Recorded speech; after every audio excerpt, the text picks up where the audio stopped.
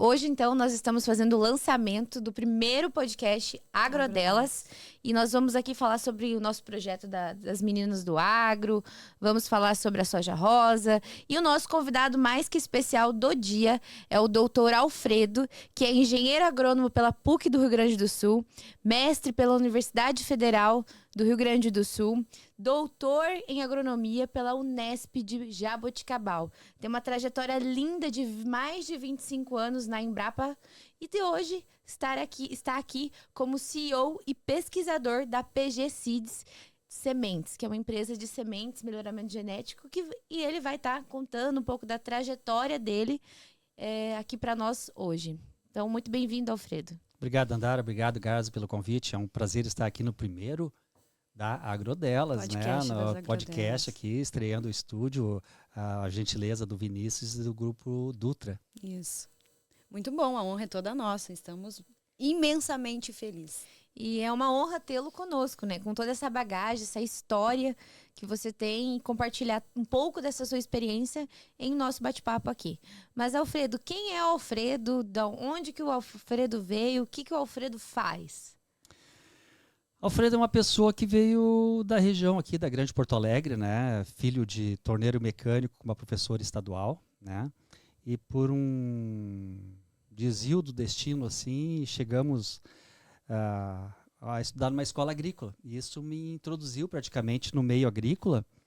E a partir de então, nunca mais saí. Então, isso foi legal. A escola agrícola foi uma introdução e uma escola de verdade. Foi muito legal. As escolas do passado, era uma escola estadual fantástica, bons professores. Isso, de certa forma, até me introduziu no que eu faço hoje, né? Trabalho bastante nas férias, os alunos trabalhavam, a gente tinha que sustentar a escola, aviário, horta, pocilga, plantação de arroz. Então era nós que tocávamos trabalho. E depois a agronomia, né? Onde eu tive uma boa experiência com arroz, continuando, porque a escola agrícola era do lado do IRGA. E lá na escola iniciei as atividades como monitor de botânica, logo ali no segundo ano, e isso me ajudava a pagar a mensalidade também. Então a gente abatia minhas horas de botânica na faculdade, porque obviamente família de poucas posses, mas isso foi me introduzindo também na parte da pesquisa, que meu primeiro trabalho publicado foi um resumo de uma planta, Grazi, que tem ali na tua região, acredito, mas tem mais para lá, para a região da Campanha, chamado Medicago polimorfa, é chamado trevo carretilha. Lá na tua região, Dandara, não tem. Não. Mas aqui na região sul tem. Então toda a Campanha do Rio Grande do Sul tem o trevo carretilha. E até interessante, mas depois a gente pode falar da deriva continental, se um dia a gente for trabalhar sobre isso aí. Eu estive na África do Sul, né? De manhã cedo gostava de acordar cedo para dar uma corridinha. Lá encontrava copo de leite e encontrei o trevo carretilha lá. Então, mostrando até parte da deriva continental, África do Sul, aqui América do Sul estavam ligados. Então essas espécies já existiam provavelmente já no passado, né? E tem outras assertividades em relação a isso. Bom, então depois da faculdade fui fazer mestrado em melhoramento genético de plantas na URGS, já com uma demanda da própria faculdade que eu estudei, para terminar o mestrado e voltar para ser professor de melhoramento. Mas a vida também vai mudando a gente, e de lá eu fui para o Paraná, fui para o Mato Grosso, doutorado em São Paulo. No meio do doutorado a Embrapa me chama, eu tinha feito concurso para Dourados, mas quando eu ligo para a Embrapa, tua vaga é a Embrapa Brasil e a vaga agora é em Roraima, estão precisando de você aqui. E se você não aceitar, você cai para o final da lista. Né? E daqui a 20 dias termina o teu concurso. que eu fiz? Eu aceitei, né? E fui para Roraima, fiquei um tempo e depois abri uma vaga na Embrapa Trigo e consegui retornar para o Rio Grande do Sul. Então, nesse meio tempo, Rio Grande do Sul, Paraná, Mato Grosso, São Paulo, uma passadinha em Roraima e depois voltei ao Rio Grande do Sul e estou aqui já há um pouco mais de 20 anos.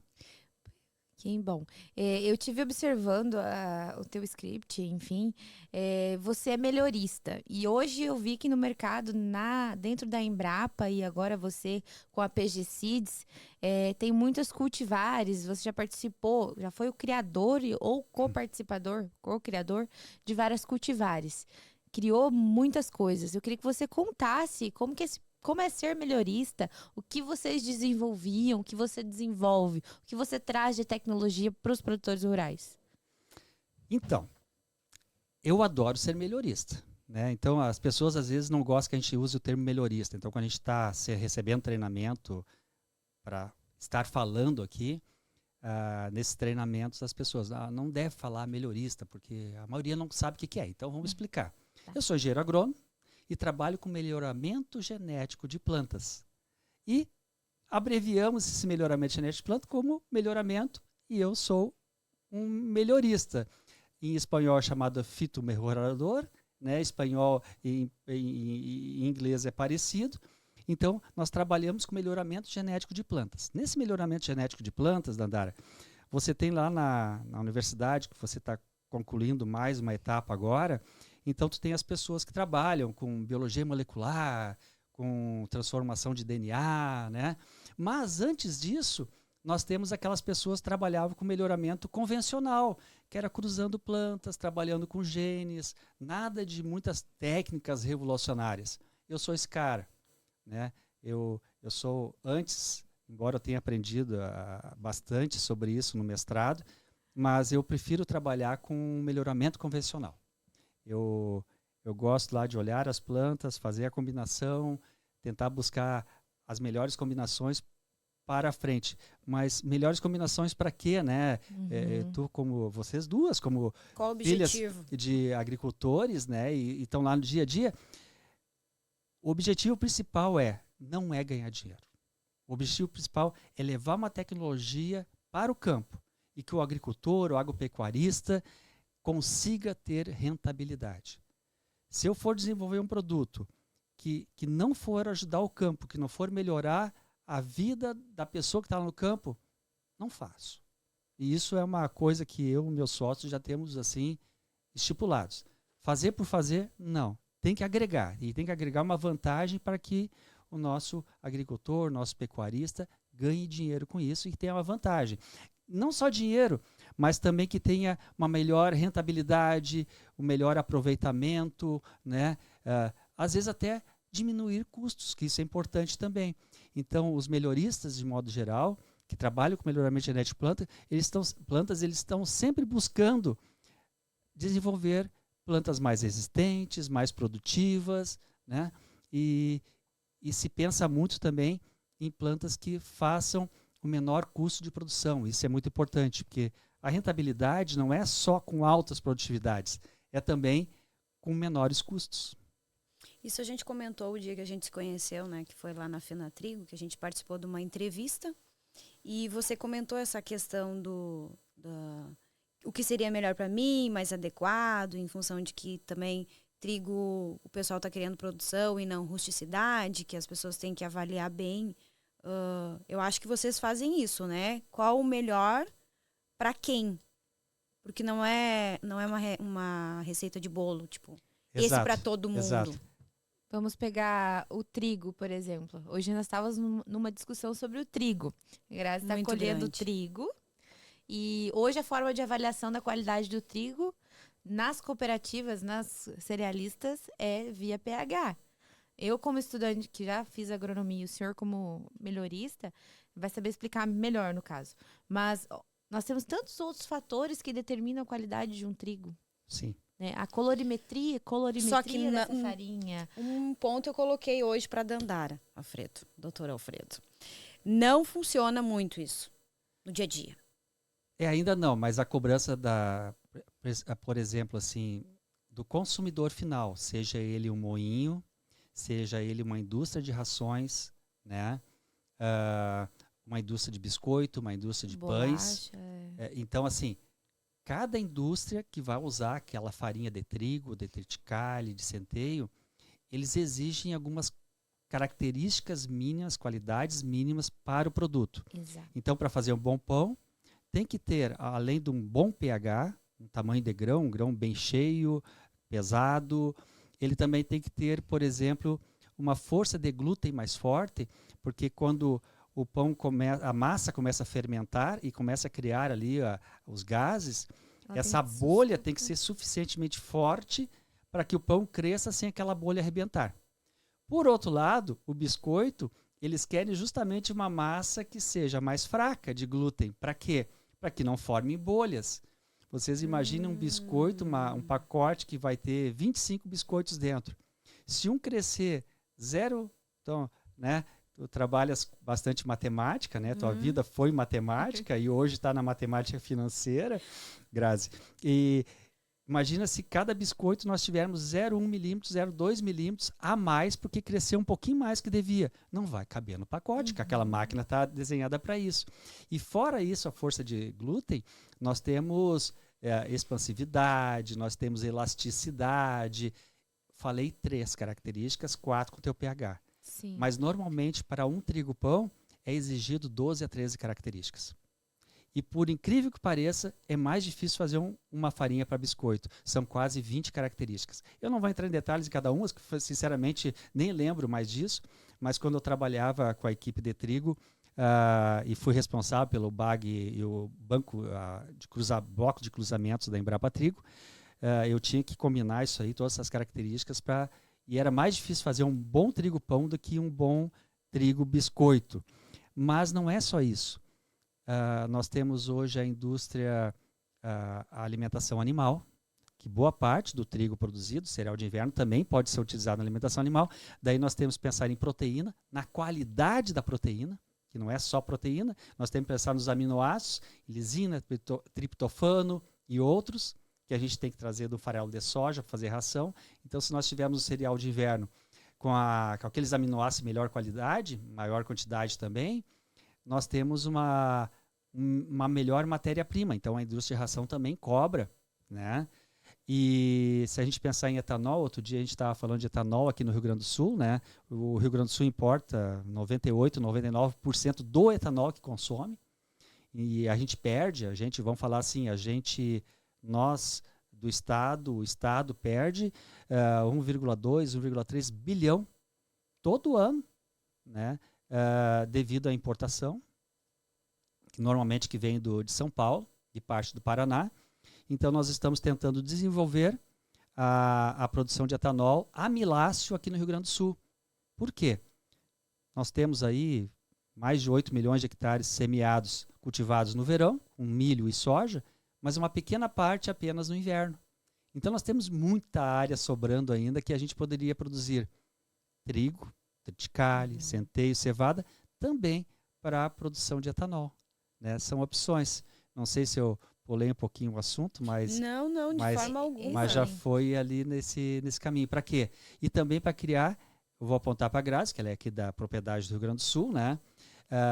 Vocês lá no Paraná têm a cana, tem o Mato Grosso que é pertinho, então vocês têm alternativas, né? Sim.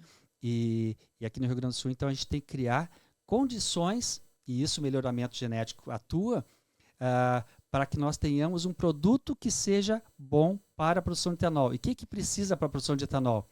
Porcentagem de amido no grão. E normalmente essa porcentagem de amido é definido pelo peso de 1.000 grãos e também pelo pH. Então, quanto maior o pH, maior o peso de 1.000 grãos, tem uma correlação em relação à porcentagem de amido. Mas não é só isso.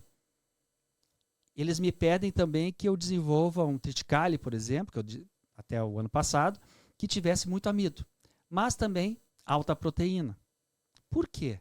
Porque passando no processo ali de processamento do grão para a produção de etanol, ele produz CO2, ele produz óleo fusel, ele produz o etanol e, por último, sobra o DDG, que é o grão seco de destilaria, que também tem o WDG, que é o grão úmido de destilaria que passou, e o DDG é depois tirada a umidade daquele úmido.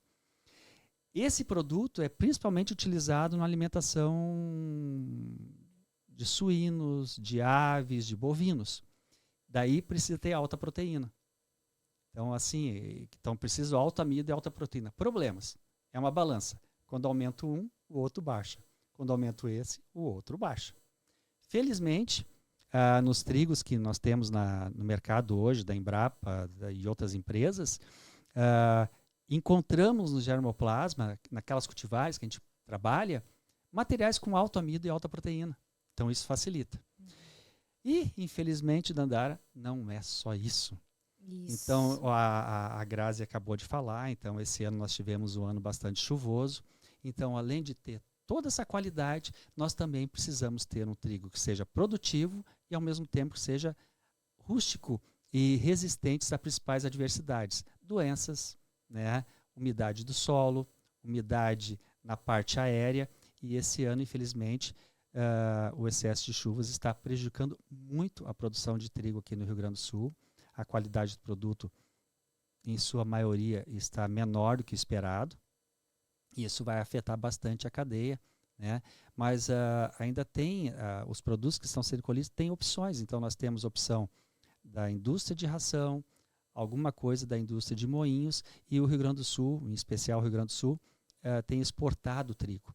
E o nosso trigo tem sido querido por outros países. Isso é interessante devido à nossa qualidade da proteína.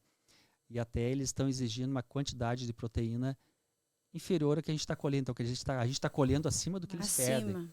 Isso é legal, né? Então é um mercado que eu acho que a gente deveria pensar. Porque a produção de bovino, de suíno e de aves do Brasil é muito importante no nosso agronegócio. Que incrível, né? O quanto é importante ter pesquisadores e pessoas que fazem o trabalho que o Alfredo faz. Porque às vezes na propriedade a gente fala, meu Deus, meu trigo deu doença, né? Ai, a seca, aquele foi melhor, mas tem alguém estudando, pesquisando isso. Como você vê essa questão da interação entre você, que é um pesquisador, e o campo, a realidade no campo? Eu vi que agora vocês estão com um projeto novo da PG Seeds, você está atuando, trazendo toda essa bagagem de todo esse trajeto que você já traçou como melhorista, você está trazendo para a PG Seeds.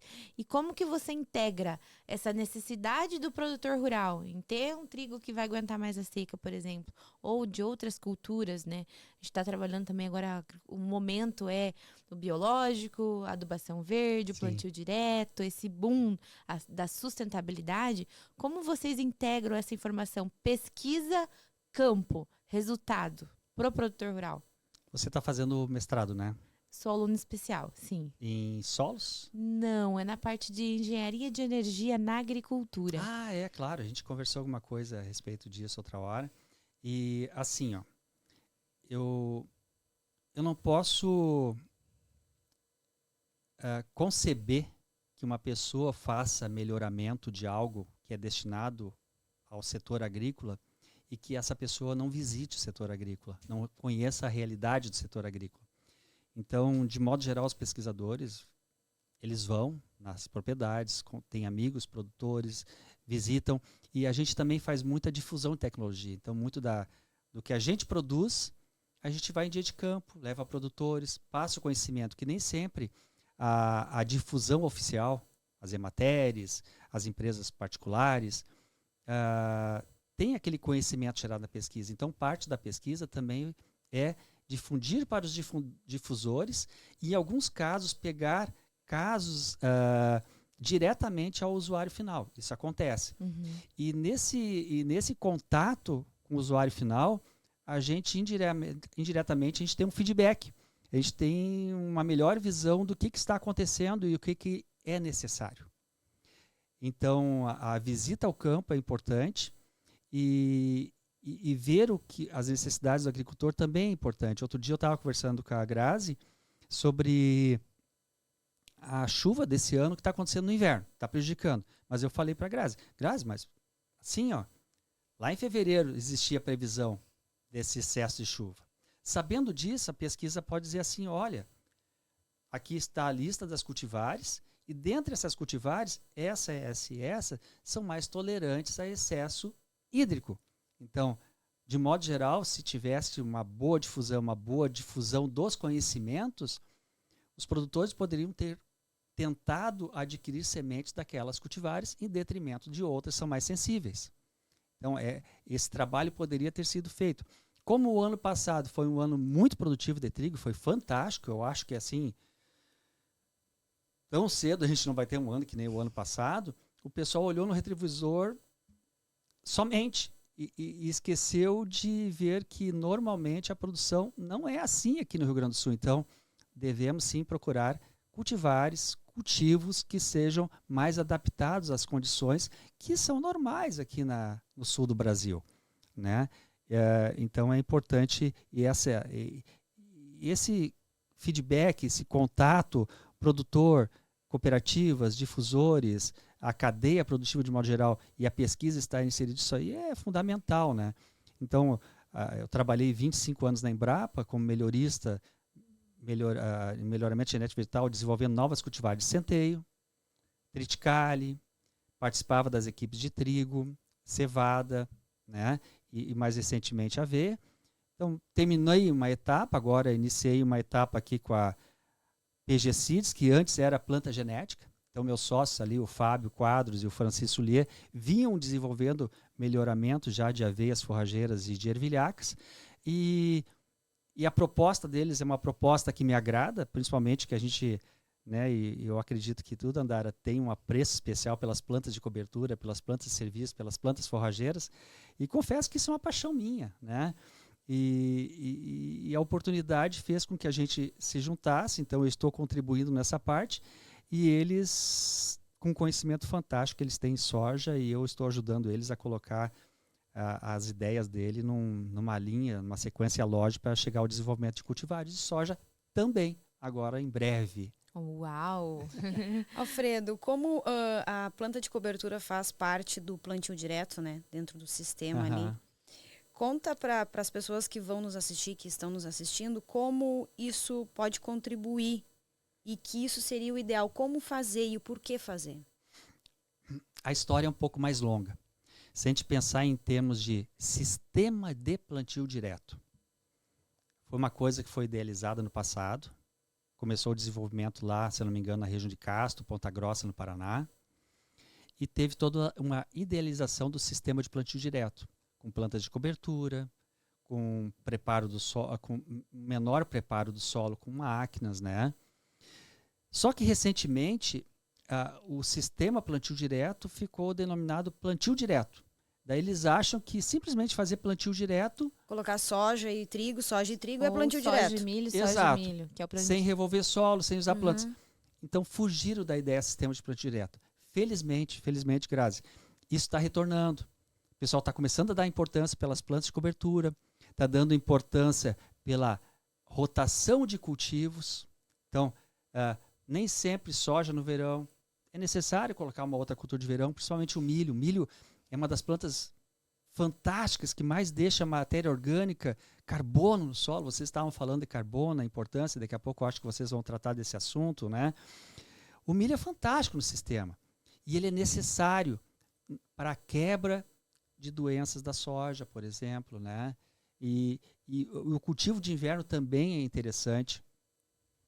Primeiro para ter uma produção na propriedade, mais uma fonte e distribuir melhor o custo da mão de obra, de máquinas e o custo da terra, Sim. que não é pequeno. E também agora a gente está pensando numa terceira safra. Qual que é? Seria um cultivo outonal, que pode ser feito por plantas de cobertura ou cultivos de planta que produzem, por exemplo, grãos, uma cevada mais precoce. É mais interessante que com 3 meses tu planta e colhe. Deu geada e morreu. Não deu para colher grão. Meu solo Vai lá, colhe, faz uma silagem de planta inteira. Então, tem opções.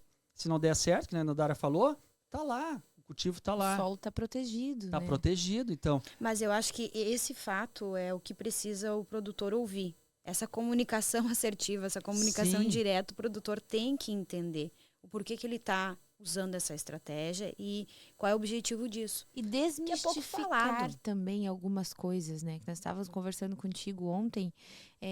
A adubação verde, que nem você falou, eu sou apaixonada por adubação verde. Eu na escola eu já vinha para os dias de campo no Paraná, comprava os livros da Embrapa porque eu queria lia Ademir Calegari, lia os livros, gostava de adubação verde. Então, assim, tem informação, só que essa informação da adubação verde, ela não tá chegando na prática, na ponta. Porque talvez seja de hábito, como a gente estava falando De hábitos. com a live anterior, de ter um padrão. Sistema padrão. Meu Exatamente. vizinho faz soja de milho, eu vou fazer, e meu vizinho plantou tal cultivar, eu vou plantar aquela que deu certo e não olha pro ecossistema dele. Mas não é só isso. Tu plantas milho, Grazi? Não mais. Não mais. Nós plantamos no Tá. Paraná e no MS. Tá, mas vocês têm um sistema diferente. Vocês Sim. fazem a safrinha, milho safrinha. Isso. Embora o ano passado o milho safrinha foi complicado, vocês não conseguiram colocar o milho a tempo, dele alongou no inverno, tinha gente colhendo agora há pouco milho ainda Sim. que não... E o milho ainda baixou o preço e Caos. foi um caos. Então esse ano eles devem mudar um pouquinho na tua região, Mato Grosso do Sul. Mas aqui na nossa região, mais aqui Santa Catarina, Rio Grande do Sul. 25 de fevereiro, 30 de fevereiro. Quem colheu milho, porque a cooperativa não recebe mais. Fechou a moega da cooperativa para milho. Só entra soja a partir de agora. É assim que funciona aqui. Sim. Né? E muito antes de vocês nascerem, tá? Na minha época, tu achavas plantas de cobertura, uma diversidade de espécie incrível. As cooperativas tinham várias moegas, quase uma dezena, a maioria delas. Entrava produtos diferentes e eles processavam. Hoje, a maioria das cooperativas tem 1, 2 moegas. E isso é um problema do Brasil, o armazenamento de grãos. Então assim, se buscou pela facilidade. E essa facilidade limitou os produtos. Qualquer coisa diferente daquilo é problema. Só que está voltando isso, está começando a retornar. As próprias cooperativas estão vendo os benefícios das outras culturas e não é só isso. Eles estão buscando a necessidade. Eles estão vendo que O mercado está pedindo. o mercado está pedindo e eles mesmos estão sentindo que essa rotação, essa diversidade vai fazer com que a soja se produza mais, que o milho produza mais, que o agricultor consiga sustentar melhor na terra. Então, está todo mundo vendo isso aí. E eles já estão se adaptando para isso. Isso é legal. Hoje as cooperativas estão procurando produtores de semente de outras espécies, outras plantas, sejam elas de produtores de grão, de folha, de raiz, né? Isso é legal. Então, está se voltando. E essa diversidade parece que está no início e no crescimento muito rápido. E isso está sendo bom. Eu estou vendo com bons olhos isso. Até a nível exterior, né? Que nem eu comentei anteriormente no nosso lançamento aqui do podcast. Nós temos coisas tão boas no Brasil, tecnologias tão boas, porque não estamos falando ou divulgando e usando isso. Plantio direto é uma dádiva, não é brasileiro, mas o Brasil é um dos que mais ocupa o plantio direto. Por que não estamos falando mais que nós temos isso no Brasil? Manejo de biológicos. Biológicos no Brasil, o Bradyrhizobium, por exemplo, que nós colocamos para fixar nitrogênio. Quanto de adubo nitrogenado a gente não economiza? O quanto que isso não é sustentável? As nossas matas ciliares. O caso da adubação verde, que quando a gente faz uma rotação de culturas adequada, um plantio direto adequado, o quanto isso não vai sequestrar de carbono, o quanto o nosso solo não vai ter uma caixa de água maior e nós vamos ter um solo mais rico, preservado, não vamos assorear rio. Quanto que nós vamos ter as APPs, as áreas de preservação ambiental, muito mais conservadas. Nós temos que levar a conversa por esse viés, agregando valor usando as tecnologias que, por exemplo, você desenvolve. O Brasil é reconhecido. Há uns 15 anos atrás, eu estive no México fazendo um treinamento e tinha um rapaz contratado no CIMIT lá, recém-contratado, e ele trabalhava com um sistema de produção. E na hora que ele estava falando dos produtores, o sistema de plantio direto, como era importante, ele sabia que era do Brasil. E nós aprendemos isso com vocês, quer dizer, então o Brasil é conhecido, né? Eu estive na Europa ano passado, em Varsóvia, na Polônia, estive numa reunião internacional e lá nós começamos a falar de produção de etanol, de triticale, etanol, e comecei a discutir isso aí, discutir não, mas conversar com uma pesquisadora italiana na hora da apresentação dela sobre a produção de etanol, porque a Itália também faz um pouco.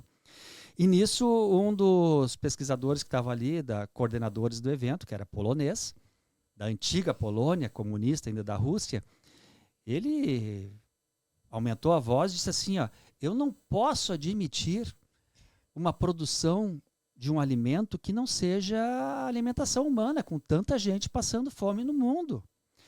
E essa é uma realidade deles, mas eles fazem uma safra por ano, apenas. E o triticale lá eles produzem, por exemplo, junto com a ervilha. Daí eles colhem os dois juntos, porque ele aproveita a ervilha para alimentação humana e o triticale para alimentação animal, né? Uhum. E por coincidência depois ele sentou do meu lado, daí eu expliquei para ele, ó, lá, só no meu estado nós temos tantos milhões de hectares, no inverno só cultivamos 2, 3 milhões lá com trigo e outros cereais para produção de alimento humano, nós temos ali de 3 a 5 milhões de hectares sobrando que não se faz para nada, então nessas áreas nós poderíamos produzir alimento para alimentação humana, alimento para animal e também biocombustíveis. Daí ele olhou para mim assim, unbelievable, quer dizer, eu não consigo imaginar uma coisa dessa. Quer dizer, a área deles é limitada. Sim. E lá existe uma briga tremenda já na Europa pelo uso de fertilizantes. Eles estão impedindo. Eles estão voltando nessa empresa, uma estatal que eu estive lá o ano passado, polonesa. Mais da metade dos trabalhos são naquela linha que é proibido aplicar inseticida, fungicida, é proibido aplicar adubos químicos. Eles estão entrando numa decadência tão grande, que, quer dizer, já tem gente passando fome na agricultura tradicional que produz bem. Reduzindo tudo isso, a produção vai ser menor ainda. Mais gente vai passar fome. E se nós pensarmos o ano passado, que foi um inverno que não nevou, não deu aqueles 1 metro, 2, 3 de neve. Os solos estavam descobertos durante todo o inverno. As plantas estavam morrendo por seca, porque o abastecimento de água via neve, que deveria ter ocorrido no inverno, não houve. Os solos estavam secos, os rios secos. Então, estavam num déficit hídrico imenso, né? Então, assim, a tecnologia na agricultura é importante, mas também respeitamos outros métodos, mas os outros métodos também podem ser trabalhados para termos produtividades melhores. Para que isso também caminhe junto, né? Com certeza, com certeza. Então, nós temos plantas excelentes que a gente pode usar, por exemplo, plantas mais tolerantes a excesso de água, então germinação de grãos na espiga de trigo. Uhum. Hoje tem muito grão de trigo germinando aí nos campos, sim. né? Mas existem plantas que são mais tolerantes, cultivares. Por que não ter escolhido aquelas cultivares? Então, nós temos produção de micotoxinas nos grãos devido ao excesso hídrico agora, nessa fase. Existem cultivares que são mais resistentes à produção de micotoxinas. Tudo isso aí poderia ter sido pensado e trabalhado, né? Até o pessoal aqui está comentando que na Alemanha realmente se tem um controle super rigoroso sobre qualquer tipo de adubação química e um controle de daninhas é basicamente mínimo, além do quesito da seca que se faz presente há 3 anos. Quem fez esse comentário é a Slogoana. É verdade. Então, assim, ó, mas nós temos alternativas. Por que a Polônia e a Alemanha são os maiores plantadores, cultivadores de triticale e centeio? Porque originalmente os solos deles são muito arenosos. São muito arenosos. E o triticale e centeio tem alta resistência à seca. Por isso que o triticale e centeio tem a maior safra na Alemanha e na Polônia, porque os solos deles são as plantas mais adaptadas, né? Então, por isso que é utilizado o triticale e centeio, e lá é uma coisa interessante. Aqui no Brasil a gente produz, isso eu acho fantástico lá. Aqui no Brasil a gente produz, tu é obrigado a vender teu grão para fora, depois tu comprar esse grão via ração para te usar nos teus animais. Lá, boa parte da produção fica na propriedade, para a alimentação dos animais da propriedade, para o consumo da propriedade. Então, é uma melhor utilização. Claro que aqui nós temos as integradoras. De certa forma, é um tudo. pouquinho mais sustentável isso, né? Se for Com pensar, certeza. carregou, caminhão, levou, poluiu, voltou, beneficiou, gerou algum tipo de resíduo, voltou de novo à propriedade. Só que ao mesmo tempo também tem um outro lado também. Que Tem não tem alguns espaço. resíduos também que a gente é aproveitado. Nem você explicou ali da questão do desenvolvimento do trigo para produzir etanol, ter o amido, sobrar o DDG, Mas lá para eles daí também alimentar o usam, tudo é animal. usado. Então, assim, é um ciclo, assim, ambos os lados têm as duas moedas, né? Eu acho que falta o povo, a grande massa, realmente saber tudo que é feito no agro. Porque, claro que não tem como, Grazi, é muita coisa. Mas eu acho que a gente vai conseguir trazer um pouquinho disso tudo, porque eu mesmo, como produtora rural, não sabia nada disso. Mas uma Olha coisa só. boa, vamos falar de coisa boa. Lá eles têm um cultivo por ano. E às vezes tem que fazer cultivos juntos para ter uma melhor... Quando teve essa seca agora, eles conseguem fazer alguma coisa a mais. Aqui na região sul, nós temos temperaturas altas e baixas, mas não são impeditivas para os crescimentos das plantas. E nós temos chuva, bem ou mal, às vezes excesso, às vezes falta, mas praticamente distribuído nos 365 dias do ano.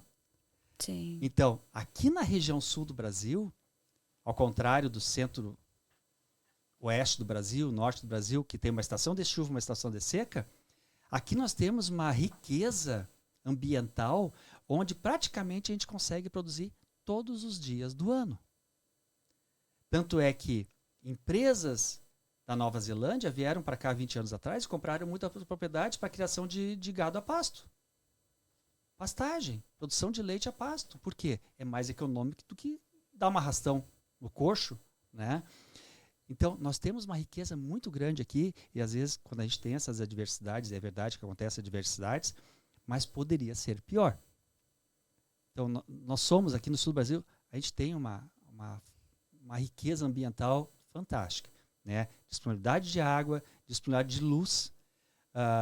Um colega agora retornou do doutorado dos Estados Unidos e ele fez um balanço energético lá da soja, onde ele produziu, e ele verificou que a quantidade de luz que nós temos aqui na produção da nossa soja durante o inverno é muito superior à que eles têm lá. Então, que a gente também é rico em disponibilidade de sol. E o que é o sol? É o alimento para a planta. Quando a gente fica pensando assim, grau de maturação de soja, né? Soja mais precoce, soja mais tardia. Para que a gente faz isso? Eu vou te exigir um pouquinho de conhecimento, Andara. Vamos lá. Ai. Quando é que nós temos mais radiação solar? Normalmente é dezembro, janeiro. Período de verão, né? O sol está... Por quê? Por que é verão? O sol está praticamente no zênite. A inclinação. Está aqui no... O que nós temos nesse momento? Maior radiação solar.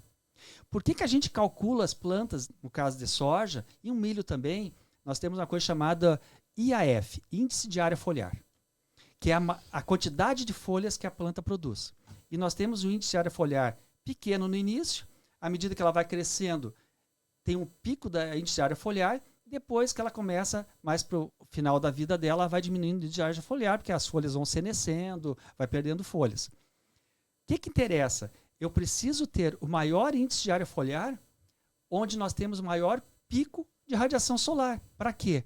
A folha é a boca da planta para pegar aquela radiação solar. Por isso que a tecnologia vem mudando a arquitetura das plantas? Também. Tu como arquiteta, engenheira civil? Arquiteta. Então tu sabe as inclinações, a penetração da luz, tu estudou muito isso aí nos ambientes para definir ambiental ali, né? E sim, a planta, a gente tenta descobrir plantas que sejam mais eretas na parte aérea e mais planas na parte inferior, para que a energia passe e as inferiores consigam pegar um pouco mais de radiação solar. Para quê? Para produzir carboidratos, né? Transferir essa energia do sol para a produção de grãos, o excedente de grãos.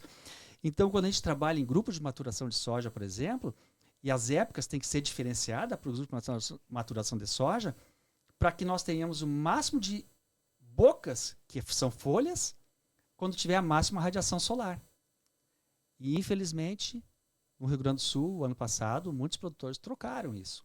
Começaram com cultivares precoces e terminaram a semeadura com cultivares mais tardias. As precoces vão ter um maior índice de área foliar antes da maior radiação solar, e as tardias vão ter a maior índice de área foliar depois da radiação solar. Foi estratégico, em alguns casos, para favorecer a colheita, para não acumular tudo ao mesmo tempo. Mas O contrário seria O ideal. mais produtivo, mais ideal. Começar a semear com as cultivares mais tardias, terminar com as mais precoces e, em casos muito tardios, as mais tardias. Porque daí elas vão alongar um pouquinho mais o ciclo ali em janeiro, fevereiro, março, para conseguir produzir. Então, assim, tem que haver esse Que ajuste. estratégia bacana, gente. Não. E assim, ó, é só pensar. Tu tem que pensar assim, ó, fonte e dreno. A fonte é o sol. A planta precisa comer e pegar esse sol e o dreno vai ser a produção de grãos. É simples, é que nem a gente, né? Tem que pensar em termos de comida, alimentação, a gente tem que viver. Quanto a isso, eu estava bem preocupada e eu tinha falado para o meu agrônomo que eu estava muito atrasada em função do tempo, que não está colaborando para nós fazer o plantio. E eu disse, meu Deus, eu não posso imaginar implantar a soja somente no mês de novembro. Nesse caso, tu pode Ele optar olhou pelas mais para mim, precoces. não, ele olhou para mim e disse, mas é o ideal? Eu disse, mas como? Porque eu Depende, pensei em Depende, colheita. depende do Tipo grau assim, de maturação. gente, isso aí depois 500 hectares tudo pronto na hora de colher, tu perde para colheita. Porque a soja tem a questão da umidade. Quanto mais tempo tu vai deixando, mais seca ela vai ficando, caso não chova, e tu vai perdendo também com isso. E tem um outro problema, né? A partir de janeiro, fevereiro, começa a chover e a ferrugem da soja começa a ter maior ocorrência. Então, daí, nesse caso, a gente tem que procurar materiais que tenham melhor tolerância à ferrugem da soja, quando tu atrasa demais. Então, tudo está ligado. E temos um problema maior ainda, Dandara. Esse ano não deu inverno. Então, Frio. as fontes de A soja inóculos... sobreviveu no campo o ano todo. As fontes de inóculos estão E aí. os pesquisadores da universidade, por exemplo, se eu não me engano, de Erechim, ali, na Universidade Federal, eles fizeram monitoramento e encontraram plantas guachas de soja espontâneas no inverno, já com ferrugem da soja, ferrugem asiática, né? Tá ali a fonte de inóculo. Então, talvez nós tenhamos epidemias mais precoces esse ano. Tem que ficar de olho, né? Mas existe um monitoramento disso, né? Um lugar que a gente consegue consultar. As instituições de pesquisas fazem isso, eu sei que a Embrapa tem, e eu acho que as estaduais também, e as universidades também. Então, lá eles monitoram o tempo, a variação de temperatura, umidade, e alguns eu sei que fazem monitoramento de esporos no ar. Tem isso, tem. Que foi criado um consórcio nesse sentido há muitos anos atrás. Tem um alerta que geralmente, claro que não é nada sempre certo, o agro é dinâmico, acontece do final do ano para janeiro, né? As primeiras aparições de ferrugem. Sim. Em função do clima. Esse ano já Só que esse ano já está muito diferente, porque não para de chover. Então tem chuva e calorzinho, que eu acho que é o ideal pro... Não sei os termos técnicos, isso é... Umidade, uma temperatura ali um pouco mais fria, ele gosta. Mais frio, eu achei que era mais quentinho. Não, por isso que começa a acontecer mais em fevereiro. Né? Então já diminui aquela temperatura, excesso de dezembro, janeiro, e em fevereiro já começa a acontecer. Esse ano teve um surto de brusone no cereais de inverno aqui no Eu nunca no tive brusone, eu tive... Pois é, Dandara, eu só tinha visto brusone. Bom, nós temos o fungo. O fungo ele causa uma doença, né? Nós temos uma lesão na planta. Essa lesão é porque ele está atacando o tecido da planta.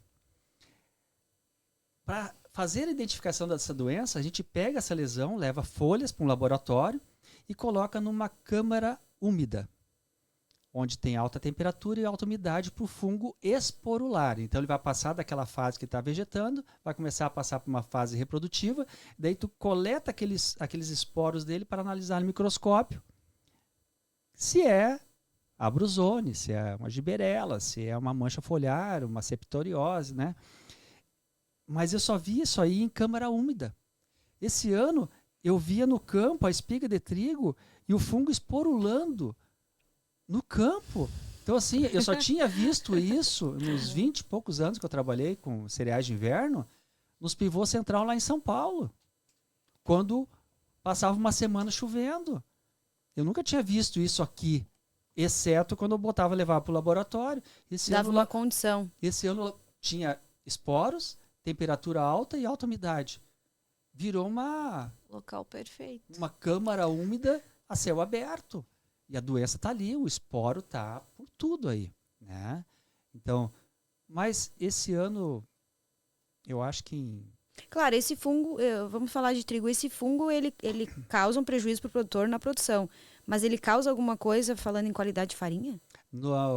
Bom, sim, porque ele prejudica a formação do grão. Então, um grão sem brusone de uma cultivar e um grão atacado pela brusone, a gente chama de triguilho. É um grão mal formado, porque muitas vezes ele ataca ali o rax, que é aquele eixo central da espiga, e para totalmente o transporte da seiva elaborada para enchimento dos grãos. Então fica um grão pequeno, normalmente chamado triguilho, quando forma, porque normalmente ele estrangula ali e não forma nada. Então prejudica também a qualidade. Mas a qualidade ela fica afetada basicamente na quantidade e nesse tamanho do grão ali, tá? Entendi.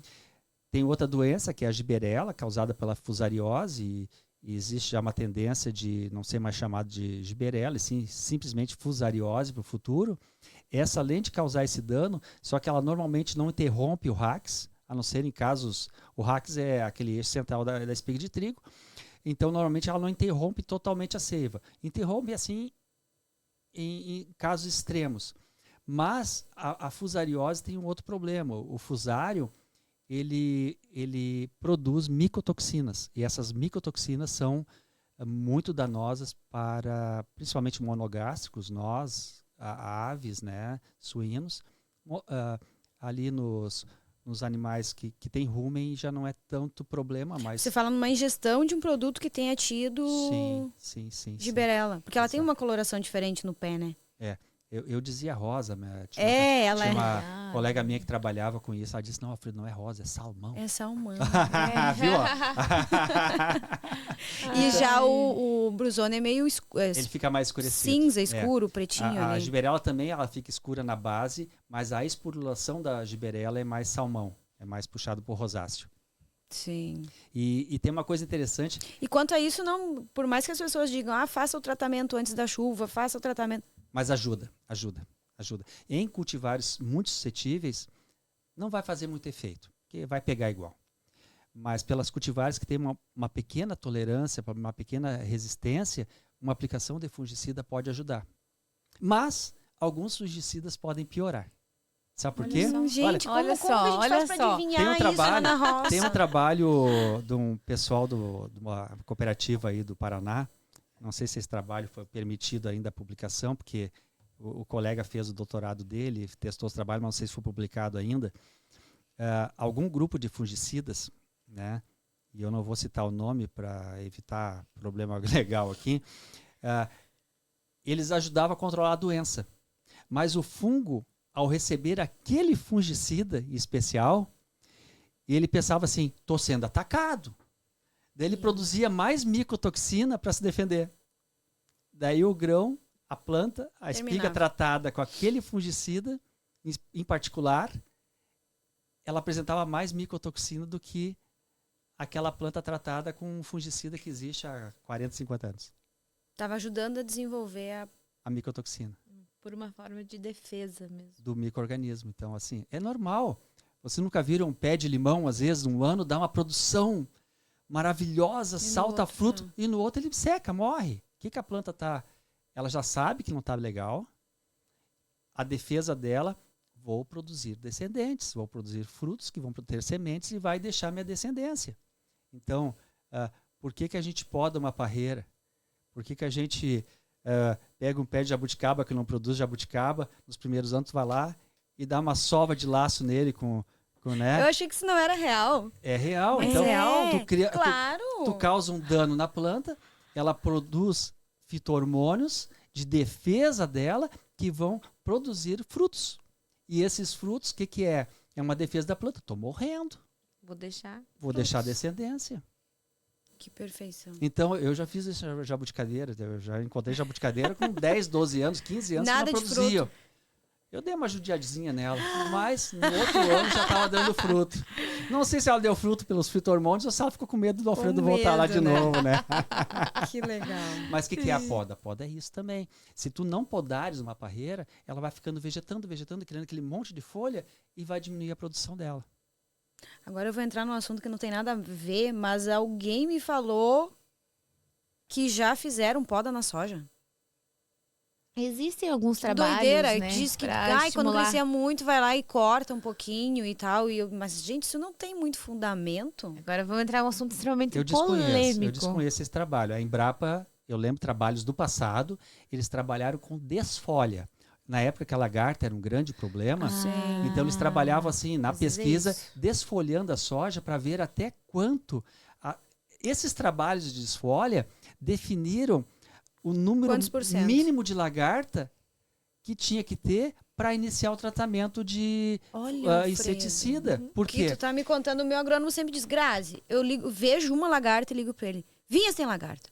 Quantas? Bateu no pano, quantas? É, isso aí. Ah, uma, duas. Não te Não, tá certo estressa. ele. Pode Porque vir até 10, porque a lembra planta quando eu falei da aguenta. Wisteria foliar? Sim. Normalmente as plantas têm muito mais folhas do que realmente precisam, principalmente a soja. Então elas suportam um certo desfole, uma certa perda para os insetos. Então a gente tem que trabalhar. Então tu vai aplicar na hora então teve trabalhos, as empresas, de modo geral, as empresas de pesquisa federal, estaduais, fizeram isso no passado, na época que vocês não eram nascidas ainda, né? E esses trabalhos mostraram que a planta ela suporta e as cultivares suportam um certo nível de desfolha. E isso levou ao resultado assim, ó, até tantos percevejos, até tantas lagartas da espécie X, dependendo da espécie, o nível mínimo é menor, quer dizer, aquela é mais agressiva, então Sim. controle. Aquela outra não é tão agressiva, então ela pode ter um pouco mais. Não vou lembrar do nome de cada lagarta, cada espécie, nível, mas é isso aí, então o agrônomo está certo. Que legal. Não, isso não é, claro, não é só mérito dele, mas é das pesquisas junto Exato. com a ação na lavoura mesmo, Por isso na que você roça, calcula né? ali, tem o nível de dano econômico. E isso também não é aplicado somente a pragas, mas também a doenças, né? Severidade das doenças. Então, quantas plantas tinha doença? Qual é o índice dessa doença naquela planta de soja, naquela folha? É 2% de área foliar? É 5%? É 10%? Quantos por isso aí. cento era? E aí também tem o nível de dano econômico. A partir de que ponto é necessário fazer um manejo de fungicida, porque daí vai comprometer a produção? Tá, mas isso tá falando em pesquisa, né? Não, na prática a gente prática. pode Isso fazer. na prática. Tem Na consultorias, prática. tem... Eu gosto de contar história. Pode contar uma história? Sim, Eu adoro pode, contar por história. favor. Tá em casa. Então, A casa é nossa. um proprietário de uma atividade rural estava tendo problemas sérios. Os animais estavam morrendo, a produção não estava produzindo. E ele foi procurar lá um sacerdote, um monge, um sábio, eu não lembro quem que era. E ele contou o caso para o sacerdote e ele deu uma caixa fechada para o agricultor, pecuarista lá. Ó, durante um ano, todos os dias tu tem que levar essa caixa em todos os cantos da tua propriedade. Tu tem que passar com ela fechada, não pode abrir, né? E ele fez isso durante o ano. E a propriedade dele, olhos vistos, se melhorou, começou a ganhar dinheiro. Daí ele retornou pro sábio e disse, ó, depois de um ano tu volta aqui, mas não abre a caixa. Na frente do sábio, depois de um ano, a propriedade melhorou, né? Ele levou a caixa e os dois abriram juntos aquela caixa. Ele queria saber qual era a simpatia que tinha naquela caixa, né? A caixa estava vazia. Todo dia ele visitou a propriedade dele, olhou cada canto. Nesse meio do caminho, ele viu a vaca que tinha o bezerro com bicheira no negócio. Ele viu a lagarta que estava comendo a planta. Ele viu aquela parte que estava mais seca. Ele viu aquela parte que tinha mato e foi corrigindo. Então, Grazi, e é uma coisa assim que eu sou daquela época ainda que o agrônomo realmente andava na lavoura. Tá? Hoje em dia até tem uma... As brincadeiras, eu vi uma brincadeira semana passada, o cara, não precisa não, tô olhando daqui. Só deixar o vidro da caminhonete e acabou. Não precisa descer nem caminhar. Não, Quando ele não. abre o carro ali atrás, né? Deixa eu tirar minhas coisas aqui do beach tênis, né? E o cara não vai no campo, né? Então, visitar a lavoura, ver os animais é importante. O meu sócio, um deles, o Fábio, ele... Final de semana, até fiz uma proposta. Pô, Fábio, eu tava querendo uma casinha no interior, assim, mas Pô, se tu quiser, constrói lá na minha propriedade lá e tu quer ir para final de semana, vai, porque eu tô cansado de ir todo final de semana, porque não tem funcionário, é ele que tem que pegar o cavalo, montar e recorrer aos campos para ver se a vaca tá com, os filhotes estão com bicheira, se não tem algum animal que pegou algum animal, alguma vaca, né? Se não o animal trancou na cerca, se não o animal atolou, então quer dizer, ele tem que fazer isso aí. Então ele faz, isso é importante, né? E esse trabalho faz parte do monitoramento de lavoura. Meu outro sócio, Francisco. Mas hoje tem muito produtor Nutella. Mas ele tem gente que faz isso, né? Tem um colega meu que deve plantar uns 5, 6 mil hectares. Eu perguntei, que soja tu planta na tua propriedade? Não sei, isso é meu agrônomo que decide. Né? Então, assim, que bom que ele tem um agrônomo que ajuda ele. Meu outro sócio, Francisco, é fantástico também. Ele vai atrás da plantadeira e vê onde é que está a linha de umidade do solo. E ele regula a semeadeira para o grão de soja estar naquela linha da umidade. Ele não planta acima esperando que venha chover. Ele larga na profundidade da umidade do solo, onde a planta vai absorver. Em épocas de seca, isso faz a diferença. Em épocas de excesso de umidade, daí o raciocínio tem que ser um pouquinho diferente, né? Ele planta um pouquinho mais raso, principalmente agora, hoje, que vai chover bastante. Então, nós temos que planejar para não criar aquela crosta e a semente não conseguir emergir, né? A plântula. Então, é tudo detalhe. Mas o que tem que fazer? Tem que ir atrás, tem que olhar o solo, tem que monitorar, tu tem que ver o que tu tens. Em função disso, com base no conhecimento, vamos tomar as melhores decisões, né? Então, a tomar decisão é importante. Uau. E como que foi essa tomada de decisão, agora falando de decisão, de criar a PG Seeds e participar e dar continuidade nesse projeto de melhoramento de plantas? Então, tu vê. Então, a planta genética já existia. Sim. Então, amigos meus, eu como trabalhador da empresa pública, eu sempre ajudei todo mundo. Todo mundo. Inclusive as concorrentes minhas, quando eu trabalhava na Embrapa, uma empresa de triticale. O cara me ligava. Não, uma vez um pesquisador, até comentei isso aí com uma pesquisadora ontem, do IAPAR. Ela, Alfredo, estou tendo dificuldade nos cruzamentos aqui de triticale e de aveia. Tu pode me ajudar? Posso. Eu até comentei com ela, o anterior a ela, uma vez me ligou. Doutor Alfredo, estou tendo dificuldade aqui nos cruzamentos com triticale. Não está produzindo grão. Eu perguntei para ele assim no telefone, tu está fazendo que nem trigo, né? Sim, estou fazendo que nem trigo. Está errado. Detalhes que fazem a diferença. Então, para o cruzamento, tu tem que emascular a planta, tirar a parte masculina das flores 2 a 3 dias antes do que tu fazes com trigo. E tem que polinizar e largar o pólen 2 a 3 dias depois do que tu faz em trigo. Então, normalmente, trigo tu emascula, que é tirar a parte masculina, e poliniza, que é botar o pólen para fazer o cruzamento entre uma planta e outra. O processo ali é entre 2 a 5 dias. No triticale, o processo é de 5 a 7 dias. No outro dia ele começou a fazer, na outra semana ele disse, já está funcionando. Né? E a aveia, coitada, a aveia forrageira é um pouquinho pior. É que nem soja. A melhor hora do dia para cruzar é das 11 às 2 da tarde. Tem horário? Tem, porque as plantas elas produzem pólen. E o pólen tem que estar viável. A viabilidade desse pólen às vezes não é tão longa. Então, tu testando, errando, aprendendo, né? Daí a gente vai vendo que o melhor horário é entre as 11 e as 2 da tarde, onde o pólen está viável e a parte feminina ali, que é o estigma, é uma estrutura bem plumosa e tem uma certa umidade, uma certa cola meio tenaz, ela está mais receptiva naquele horário, né? Nossa. Mas abacate, por exemplo, é diferente. Uma planta de abacateiro, a parte masculina floresce no momento, no início do dia, em determinado grupo, e a parte feminina daquela mesma planta só de tarde. Se tiver um outro grupo perto de abacateiro, que a masculina floresce de manhã, de tarde aqui, ela vai polinizar aquela outra árvore. Isso aconteceu no Mato Grosso. Eu estava lá em Rondonópolis, em Alto Garças, na Serra da Pretovina, e tinha uma fazenda lá, e a gente, quando é agrônomo, tu visita, a gente resolve até caso de samambaia, né? Mas no meu caso, naquele dia foi o abacate. Daí eu fui na outra fazenda e a senhora me atendeu super bem, uma fazenda enorme, né? Um grupo enorme, não sei se existe esse grupo ainda, e lá ela tinha um pé de abacateiro enorme, não produz abacate. tá aqui esse pé, mas nunca dá flor, mas nunca... Eu recorri toda a propriedade. Não tem outro pé de abacate? Não, não tem. Não vai dar. Porque a floração do feminino Deve e estar masculino... acontecendo isso com o meu pé de manga. Ele tá sozinho, coitado. Não te esquece que a manga, ele produz sozinho, Com tá? as abelhas.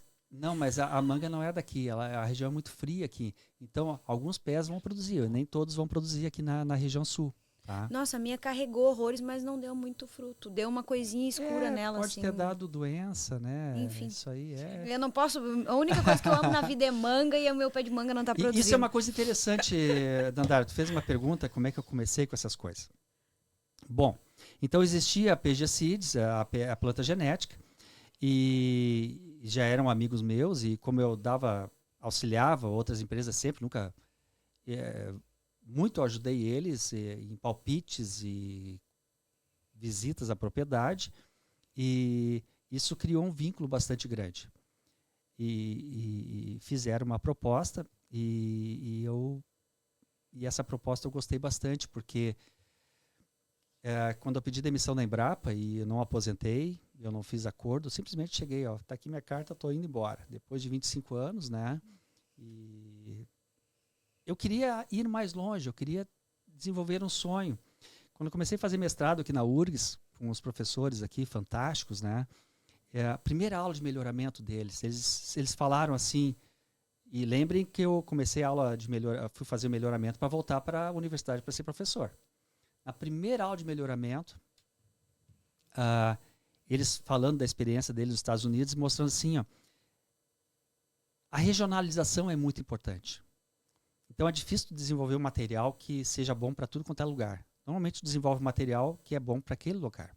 Por isso, quando a gente vai desenvolver um trigo para condições de estresse, tu tem que conduzir naquela condição de estresse, selecionar aquelas plantas. Se tu selecionar num solo bom e levar para lá, vai dar errado. E se tu selecionar lá no solo ruim e levar para o bom, vai dar errado. Então, nos Estados Unidos, na época, eles falaram, isso já faz 40 anos que eles estudaram lá, 50 anos, as micro-regiões normalmente tinham empresas de melhoramento que atendiam aquela região.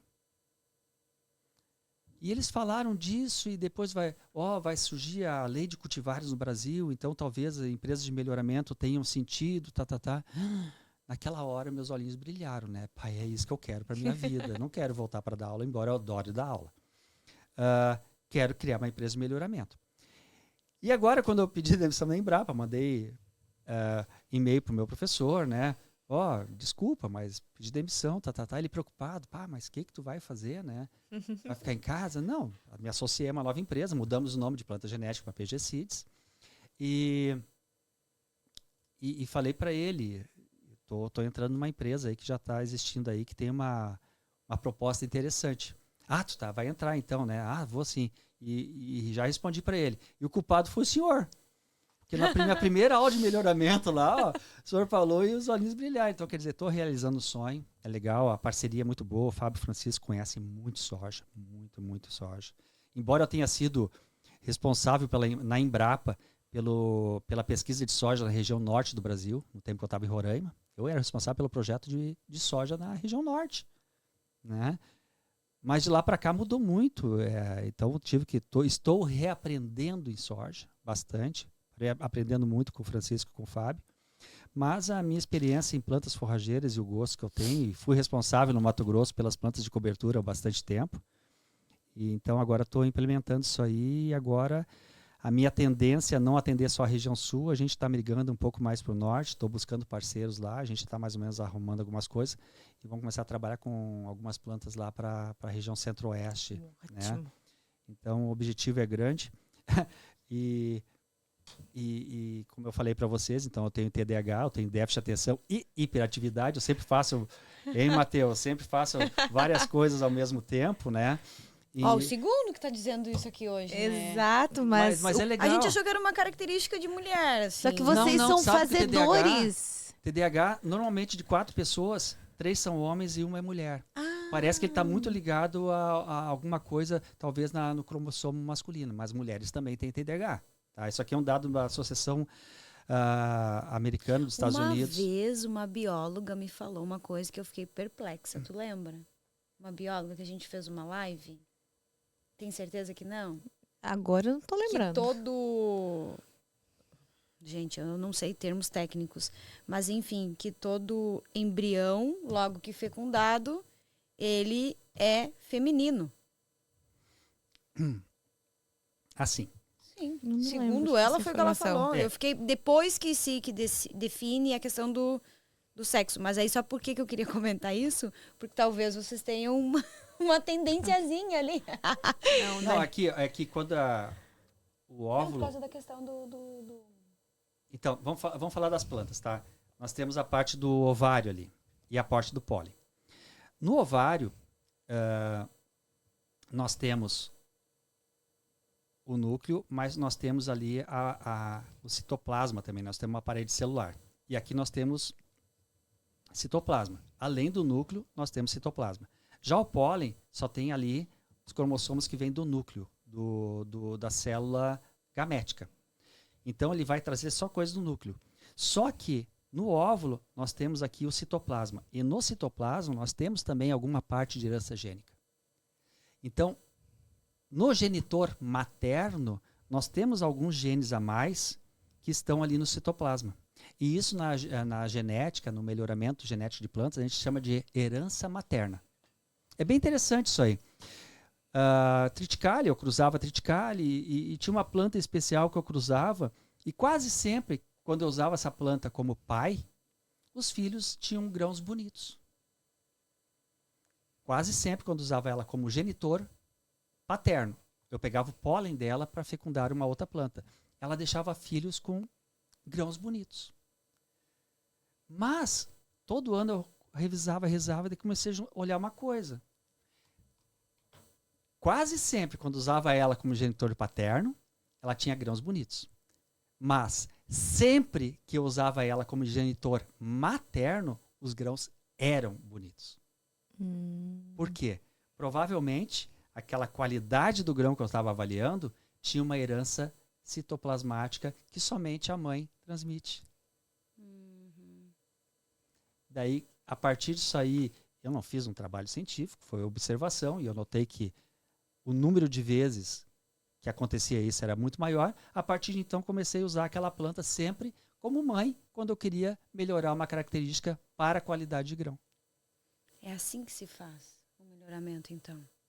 Tentativa e erro. Tentativa e erro. Claro. Observação. O melhoramento tradicional é assim, ó. Melhoramento... Primeira aula de melhoramento. Não sei se tu lembra, se teu professor fez assim, Dandara. Melhoramento, a pergunta que eles fazem assim para pegar os alunos. Melhoramento é arte ou ciência? Todo mundo fica assim, não sei. Ele sempre foi arte. Quando o homem ia caçar, e agora eu vou voltar um pouquinho da conversa de vocês, das mulheres, e a mulher ficava na caverna, ficava no sítio onde eles estavam cuidando dos filhos. Ela que coletava sementes, ela que coletava as sementes das melhores plantas para a nova geração. Então foram as mulheres que iniciaram. Só que tudo isso foi um conhecimento arte. Elas viam que era mais bonito e deixavam filhos mais bonitos. E elas faziam isso. A partir das leis de Mendel, que ele estudou lá com a ervilha, as cores, e viu que existia uma herança, que ele chamava de fatores, e que esses fatores depois se descobriu que então são as leis de Mendel da genética, que a partir de então começou-se a ciência. Ou seja, começamos a cruzar essa planta porque a gente sabia que ela tinha uma herança materna. E eu sei que isso aí é genético. Se eu não soubesse disso, eu só ia observar, sempre que eu uso aquela como mãe dá certo. Tá, vou usar como mãe. Mas com conhecimento genético eu sei que temos uma herança materna envolvida. Então, no momento que tu tens um conhecimento científico, uma base científica, a arte começa a se tornar ciência também. Mas o melhorista, além de usar a ciência, ele também usa a arte. Quando eu vou no campo, olhar minhas plantas lá no campo, e eu vejo uma determinada planta, eu fico pensando assim, como se eu estivesse olhando esse copo aqui agora. Esse aqui talvez seja melhor para colocar água. Esse aqui, um pouquinho mais baixo, mais grosso, talvez ele vai suportar uma bebida fria ou quente por mais tempo. Vamos pensar numa planta. Quando eu olho numa planta lá, uma aveia, por exemplo. Essa planta de aveia aqui, ela é mais baixa, tem mais afilhos, mais folhas. Essa planta eu acho que aguenta melhor um pastejo animal por longo tempo, porque mais folhas, menos comos, ela vai aguentar melhor até o pisoteio do animal, né? Interessante. Essa planta aqui, essa outra, ela cresce mais. Talvez essa planta aqui não seja melhor para pastejo, embora ela possa ser usada, mas quem sabe uma silagem ou um pré-secado ela seja melhor, né? Então, quando eu estou selecionando a planta, e por eu conhecer a realidade do produtor, eu já fico pensando, antes de arrancar aquela planta, essa planta eu estou pensando para aquilo, aquele. Então, a cabeça da gente viaja, meu Deus, vocês não imaginam durante os 3, 4 meses de seleção do campo, olhando planta por planta, como a viagem na nossa cabeça. E por isso que demora a se ter um produto com alta tecnologia e genética e tal, porque tem essa questão de planta vê, percebe, corrige, planta vê, percebe, corrige, Sim, e faz o melhoramento. Sim. Por isso que se demora muito tempo para chegar uma cultivar. Tem, sei lá, 5 anos que não aparece uma cultivar. Depende da espécie, né? Normalmente o melhoramento demora de 10 a 15 anos. 10 a 15 anos. Não é para amanhã. Normal. Tu consegues reduzir isso aí para 8 anos, por exemplo, se tu fizeres 2, 3 gerações por ano. Tem empresas de soja hoje que tem muita grana, eles conseguem mandar para o Nordeste, conseguem mandar para a África e já voltar aqui 3 gerações no mesmo ano. Conseguem fazer isso, né? Nós ainda não, mas um dia a gente vai chegar lá. Em relação a isso aí, por exemplo, eu dei aquele exemplo uma vez. Tem uma cultivar de triticale da Embrapa, ele deve lançar agora, em breve, é o BRS TL51. Quando eu vim para cá em 2000, eu tive o apoio de uma pessoa que trabalhava com ração para cães e gatos.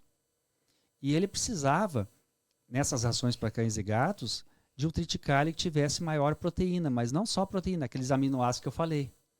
E ele me fez uma proposta: Alfredo, vamos testar as plantas que vocês têm para os aminoácidos, e daí poderíamos fazer os testes em laboratório ou num aparelho chamado NIRS, que é um aparelho que emite uma luz e essa luz que é refletida, ele mede o comprimento de onda e tu já tem uma ideia de quais aminoácidos e a quantidade desses aminoácidos. E daí nós fizemos em mais de 3.000 amostras. E dessas 3.000 amostras, algumas o aparelho ficou fora da curva. E essas amostras foram mandadas para a Alemanha e retornou de lá com os resultados analíticos. E esses resultados analíticos foram utilizados para calibrar melhor o aparelho. Então, aqueles off-types já entraram na nova curva, melhoraram o aparelho NIS. Bom, o que eu vi nessas mais de 3.000 amostras que eles analisaram para mim? De todas as 3.000 amostras, apenas um triticale, que era o Embrapa 53, ele era um off-type.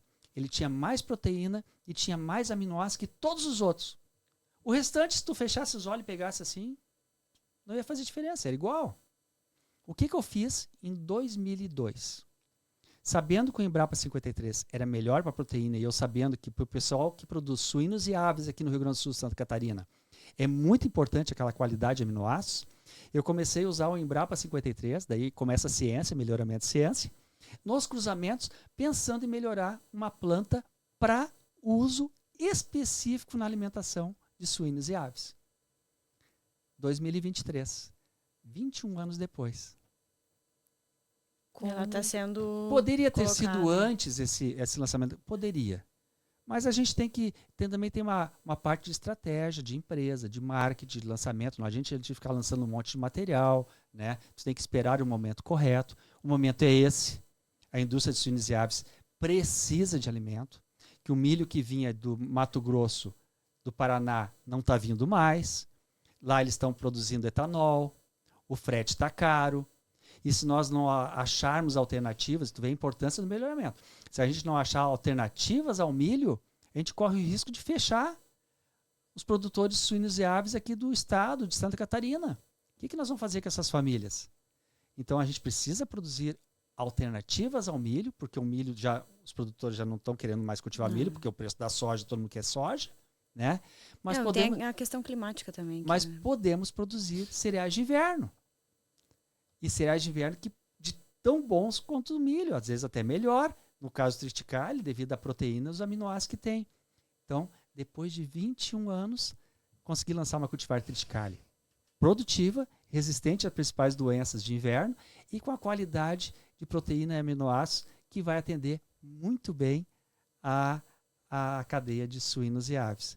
Claro que agora outro colega vai continuar o meu trabalho, a Cultivar está lá, tem toda uma equipe para desenvolver isso aí. Né? Que legal. Bacana, bacana.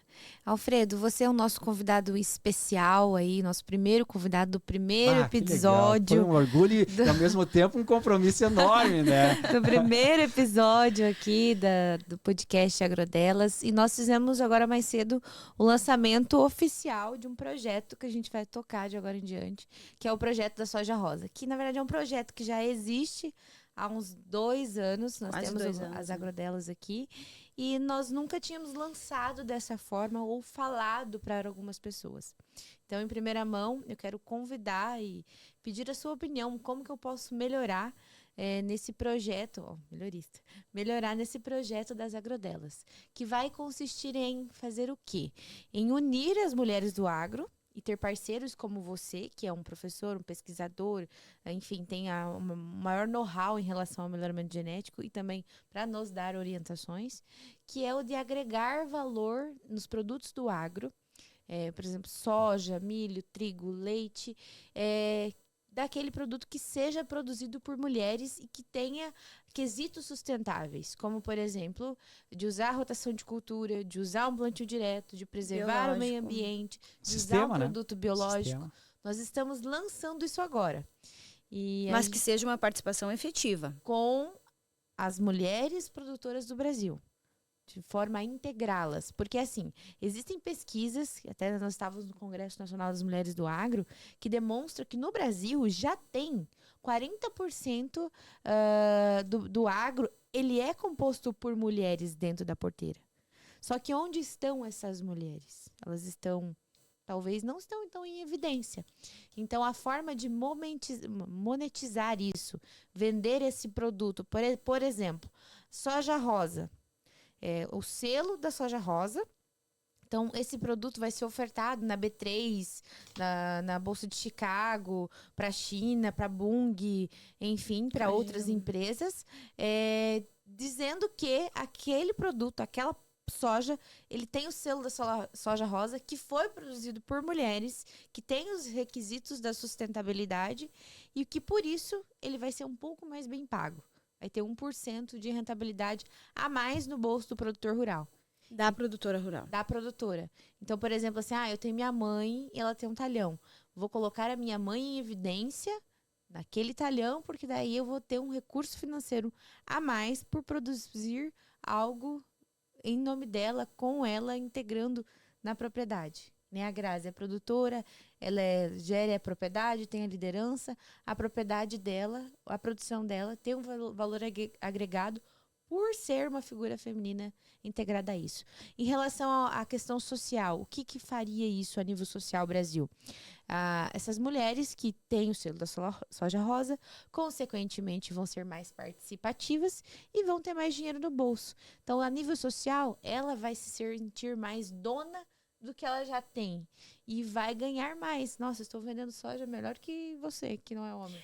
Porque na verdade acontece que a gente tem esse movimento, né, as meninas estão aparecendo bastante e tal, mulheres no agro, mas de fato, de ação não tem nada. Isso, em alguns momentos, em algumas mulheres, não está sendo, como que eu vou te falar, não é só instigante, mas não está sendo animador. Porque a gente tem outros pontos atrás, né? Machismo, isso, aquilo, muitas coisas que você tem que superar e passar por cima ali. Então, a gente quer trazer um produto que traga uma solução e maior lucratividade. Essa página ali já virou. Nós temos agora para a parte da inovação, do fazer acontecer. Então, assim, só falar, eu te apoio, Graziele, não é mais isso. Não, vamos ganhar dinheiro juntas. E para isso, a gente precisa da integração das mulheres para levar isso para a ONU, para levar isso para grandes empresas, para encontrar investidores e a gente fazer o negócio acontecer e isso virar em dinheiro, em moeda, para a produtora rural. E a gente quer a sua opinião. Eu escutei. Nos julgue. Eu escutei ali enfim. A atividade anterior com o Vinícius, do Grupo Dutra, e o incentivo que ele está apoiando e pedindo para isso. É uma estratégia interessante. Embora eu, pessoalmente, que já comentei com vocês assim, eu sempre acreditei que eu sou mais realista um pouco. eu sempre acreditei que eram as mulheres que sempre mandavam e sempre que conduziam os homens a fazer as coisas. Não, Os homens demoraram para... Nem sempre, A maioria Alfredo. não se dão A gente conta tenta, disso, mas né? tem... Mas Não, nem sempre. mas vocês conseguem, assim, sempre conseguiram. E que nem eu falei para vocês ontem, assim, ó, a gente tem que pensar em história, evolução humana. A força física, ela sempre foi dominante. Mas, por um lado, tinha a estratégia, tinha o pensamento, tinha aquele grupo de pessoas que estava responsável para selecionar as melhores sementes, para adestrar os animais, as mulheres, porque o homem estava caçando, né? Então, assim, de certo modo, a estratégia do crescimento foi feita por mulheres. E, querendo ou não, dentro da evolução, nós vimos a tendência da sociedade era essa, o homem ser dominante, embora as ideias, né, eram colocadas pelas mulheres. E muitas vezes em posições, guerras foram causadas por mulheres, né? Então, porque, então às vezes, só um soprar de palavras no ouvido de alguns homens, pronto, está feita a guerra. E as mulheres dominavam, de certa maneira, embora não claramente, mas até na condução de reis, a rainha-mãe orientava o filho de como fazer, né? Bom, eu acho que é uma estratégia interessante, mas como eu falei para vocês assim ontem, quando a gente bateu um papinho, e isso eu sempre falo para todo mundo, as mulheres sempre foram fantásticas. Eu considero as mulheres muito mais focadas, muito mais determinadas, muito mais assim,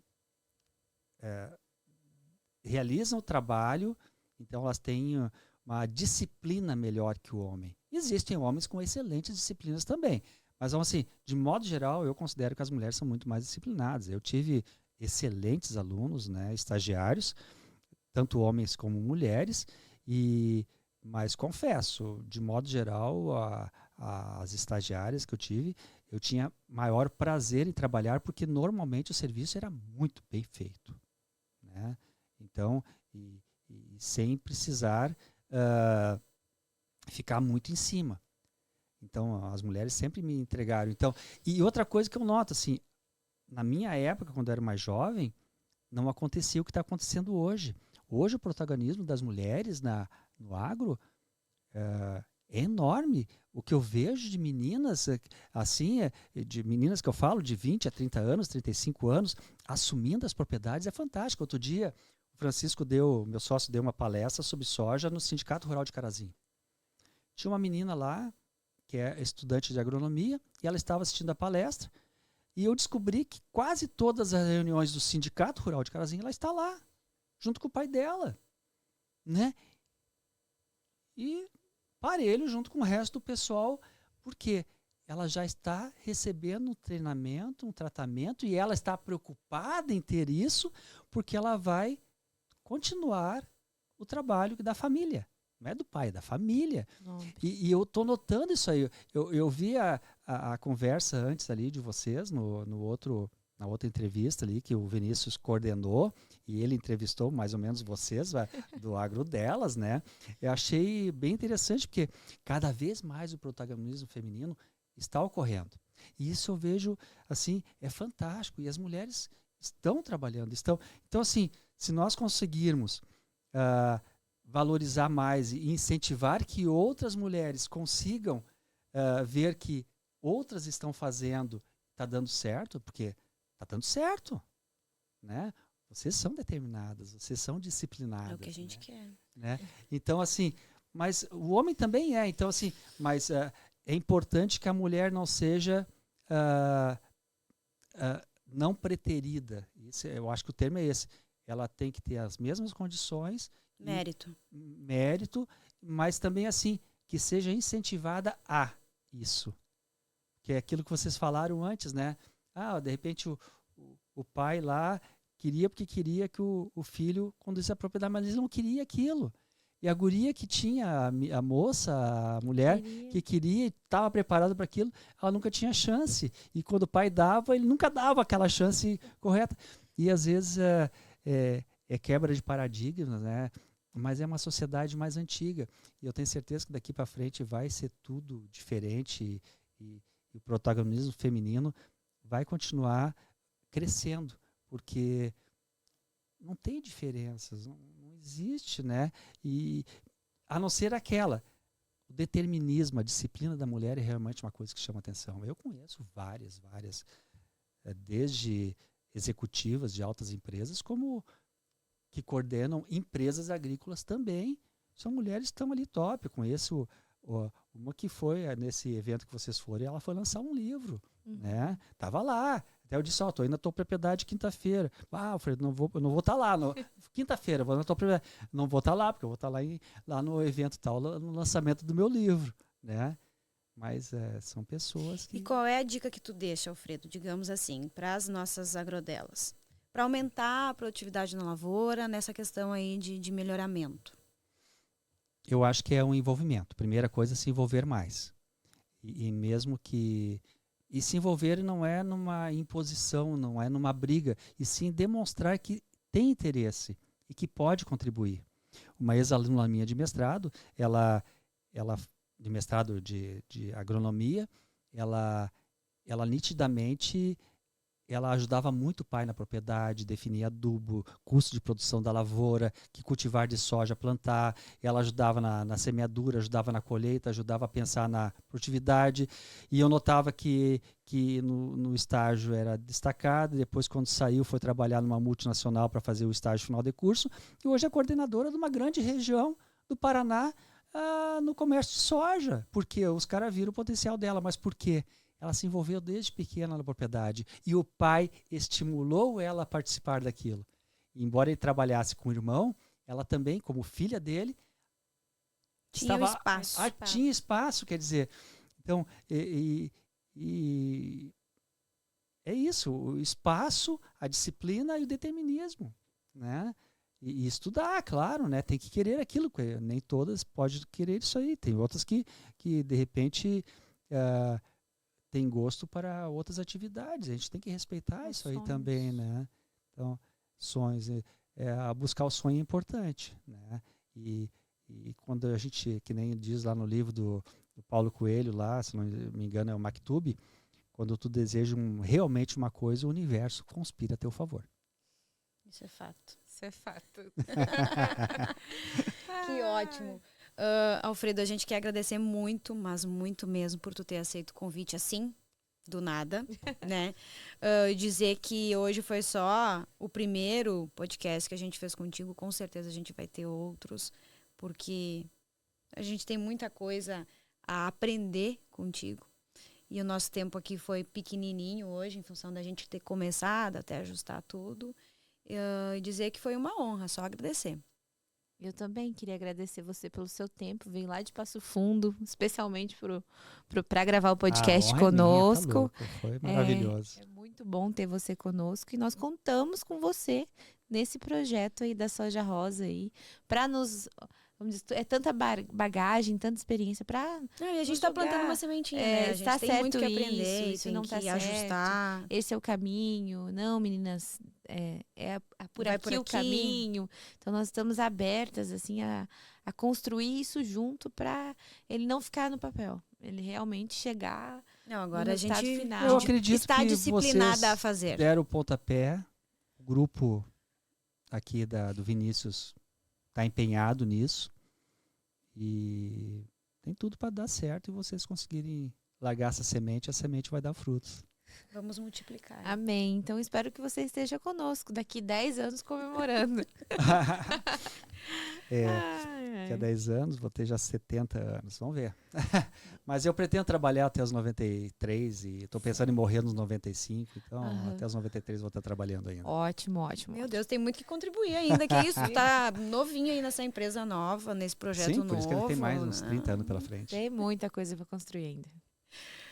Mas é isso, gente. Muito obrigada a vocês do Mindset APO, do grupo do Dutra, do Dr. Vinícius, né? Dutra, do pessoal do YouTube que está acompanhando, do Instagram, do meu Instagram pessoal, das Agrodelas.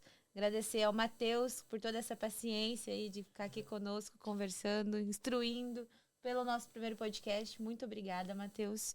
Obrigada a presença sua, Alfredo, e obrigada, Grazi, também. Imagina. Okay. Pessoal, então sigam a gente na nossa página lá, né? www.pgseeds. Seeds é semente em inglês, então é www.pgseeds.com.br. E o Instagram? O Instagram é @pgseedsbr. Não tem ponto, é pgseedsbr no Instagram. Ótimo. E vocês trabalham com sementes do que tanto hoje? A gente faz melhoramento de aveias ferrugeiras, de ervilhaca hoje. São os que nós temos produtos. Nós temos aí já 25 produtores de semente que multiplicam nossos materiais. E esse ano agora nós vamos registrar nossa primeira cultivar de soja, uma soja RR 6.1, ciclo 6.1.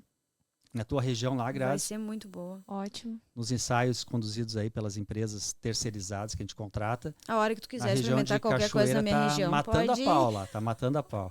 Então o material é bom, seleção do Francisco e do Fábio, boa raiz, sistema radicular fantástico, né? E com algumas novidades. Vocês estavam falando ali, então hoje a maioria das sojas tem uma proteína muito baixa. A China está reclamando já faz alguns anos. E nós temos o nosso melhoramento, alguns cruzamentos especiais aí, que nós já estamos conseguindo 1,5% de proteína a mais que as grandes companhias apresentam no mercado. Ótimo, ótimo. Então, quem quiser entrar em contato é pgseeds BR no Instagram e também pode entrar em contato no seu WhatsApp. Sim, sim, então sim. é pelo 549-9610-1322. Então, falar com o doutor Alfredo aí. Para mais informações. Obrigado, pessoal. E também nos acompanhem, siga-nos no Instagram das Agrodelas, Agrodelas __. Se inscrever no YouTube também. Se inscrever no YouTube também, que vai ter mais podcasts como esse. E espero tê-lo conosco em breve. Obrigada.